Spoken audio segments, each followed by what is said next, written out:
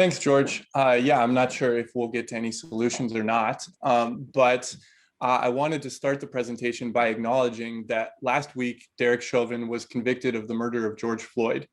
And if you followed that case at all, then you know that prosecution relied heavily on video evidence. A citizen journalist that happened to be at the scene of the crime recorded the entire event that led to the murder of George Floyd, and then uploaded that video to open source platforms for the world to see. I'm sure many of you have seen that video. Experts then took that content and verified that what is shown in that content actually did come to pass. And once that was verified, legal experts used key information from that video to conclude that Derek Chauvin did in fact murder George Floyd. And that, in short, is an open source investigation. Open source investigation methodologies for human rights is what my project is about. And OSINT for short is not just about video evidence. It doesn't just take place in a courtroom, and it certainly doesn't just take place in the United States. The world at large is starting to understand the power of OSINT technologies and understand that they can be respected in many different fields. You see the New York Times, for example, has an entire digital investigations team that is impacting its reporting. International human rights organizations are taking up positions, if not teams, of OSINT workers to be able to better understand how these technologies and tools can inform their research and help push a human rights cause forward.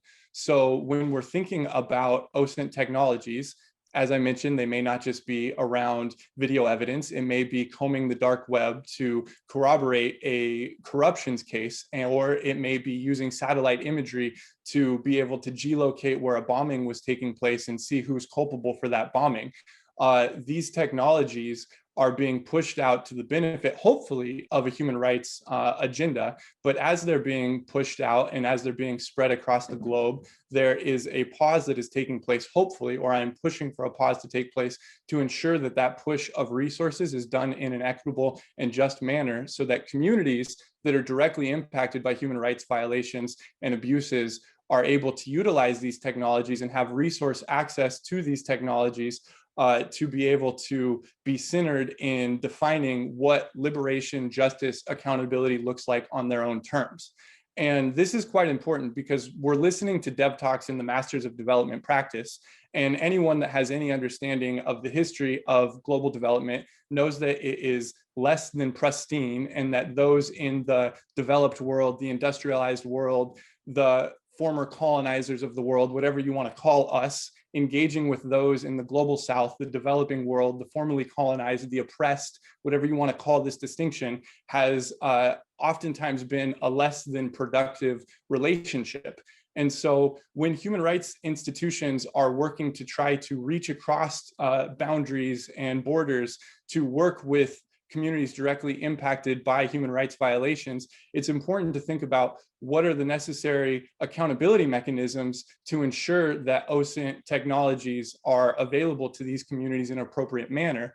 And so in trying to think about what that means, I spoke with legal experts, I spoke with academics, journalists, and frontline human rights activists to try to understand where are the gaps and what do we need to do to move forward in an equitable and just manner.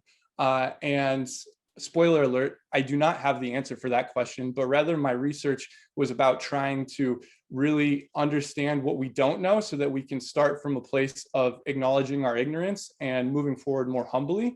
And so I would like to highlight just some of my key findings. I won't have time to be able to speak to everything. And then I would love your questions. And please ask me about funding, because I won't be able to talk about that in 8 minutes. But the first thing that I would like to highlight is that as international human rights organizations are moving towards creating courses, creating trainings, creating toolkits for OSINT, and trying to connect with communities directly impacted by violations, frontline activists across the board told me they love this push and that it's great in an idealized proactive approach, but oftentimes communities are dealing with emergencies and they don't have time, they don't have the resource of time to take a course on in its entirety.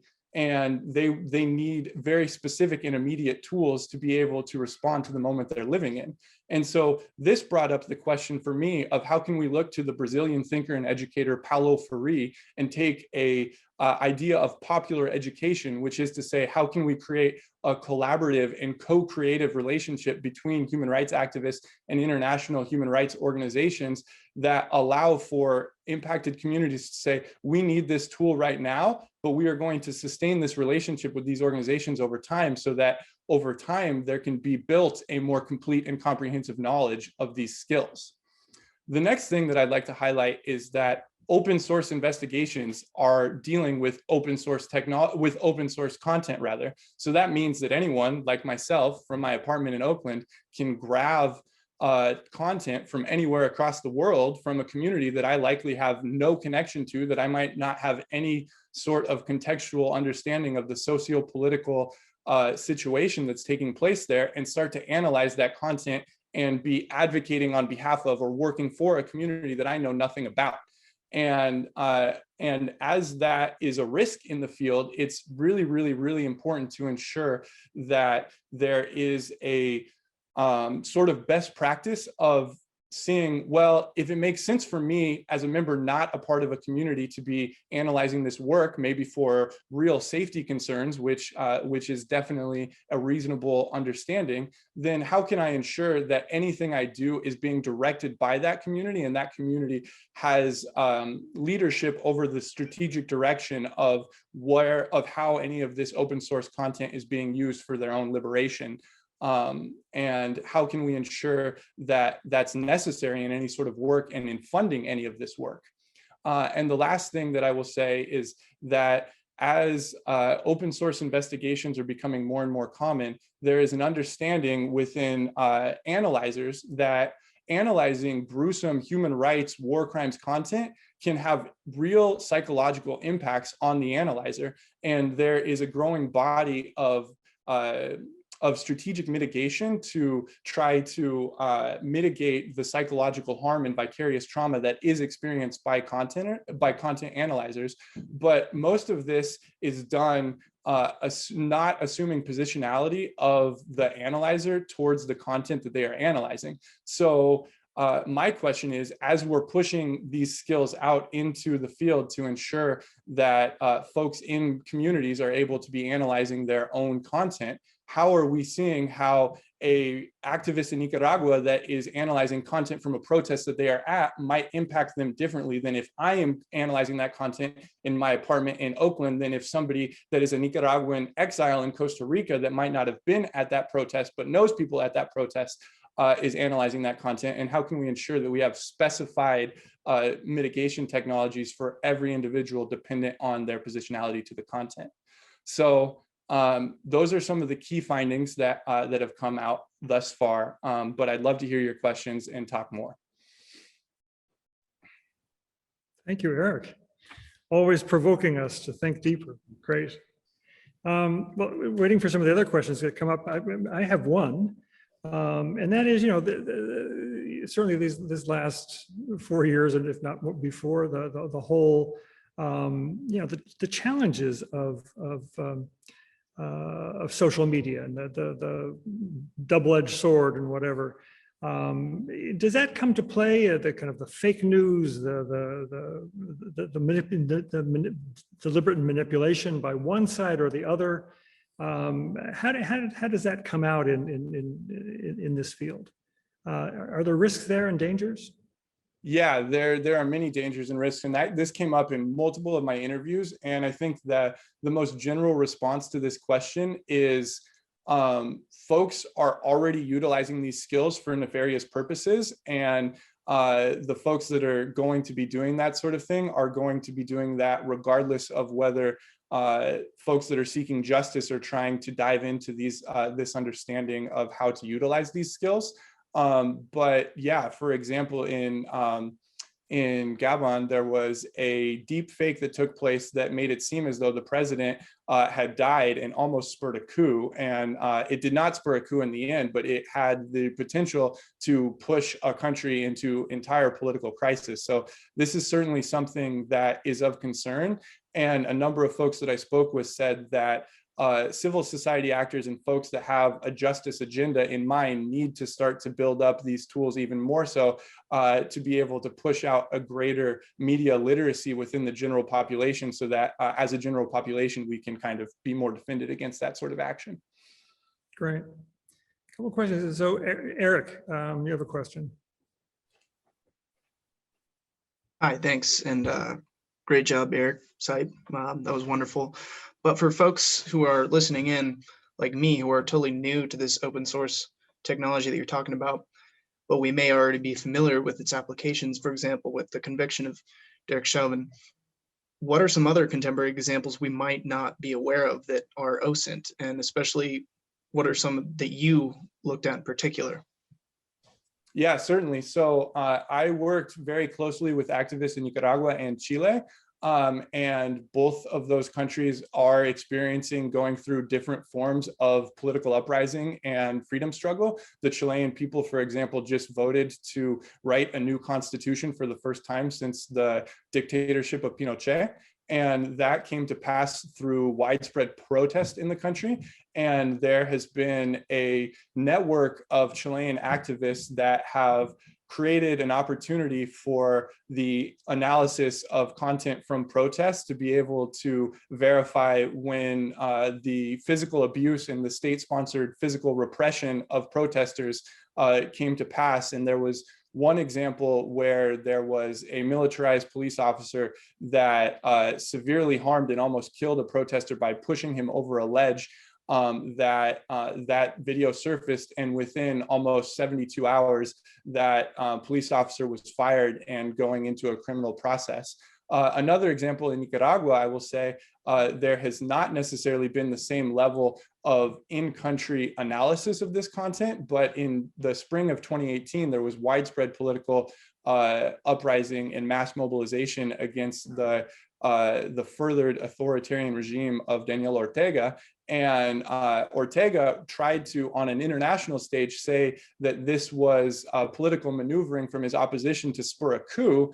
And when international observers came in to try to understand what was happening, because so many citizens that had no kind of real understanding of OSINT technologies were just documenting their experience on the street and putting it on social media platforms, these international observers were able to say, no, that's not correct. This is a state repression, and these are peaceful protesters. So those are just a couple of more common or more modern examples that did not happen within the United States. All right, thank you. I got a couple more questions here. Boy, Professor Kelly Lyle.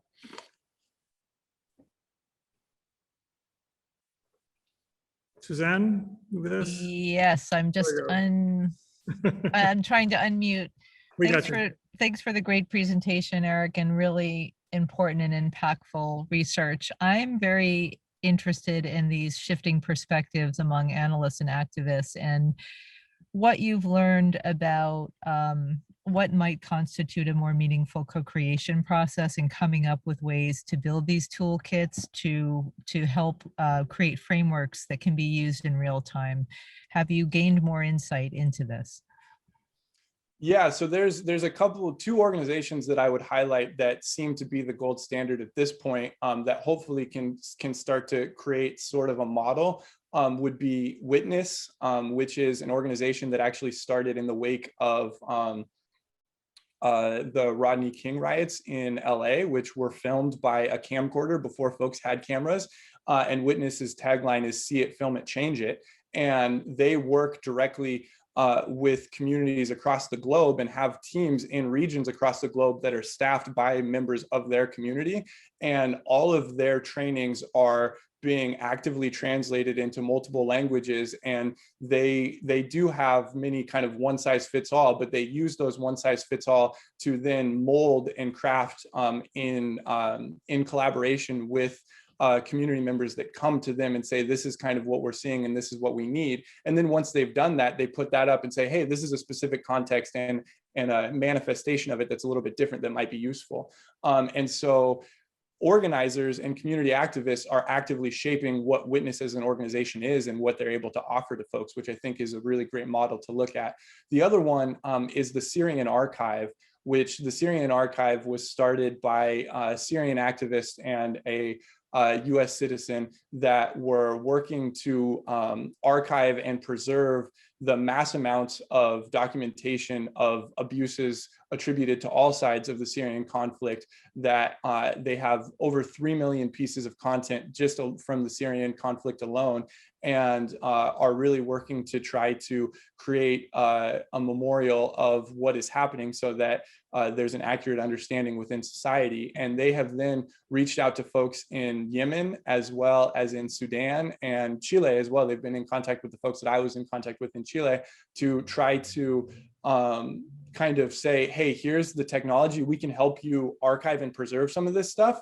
And then while you have questions about how you're building up your own network, you can come to us and let us know what you're seeing. We can tell you what worked for us, what didn't work for us, but are really kind of giving support that allows folks in their own communities to be in the driver's seat and kind of take a back seat, but give the support that seems appropriate. And I'd say those are kind of the two most apt models that I've seen to date. And I would mention that the trainings that we do at UC Berkeley through the Human Rights Center are both aligned with those models more so, and the Human Rights Center is doing great work as well. I should plug us as well. So he did get the plug in there. That's good. Listen, we've got a couple more questions, but we have to move on.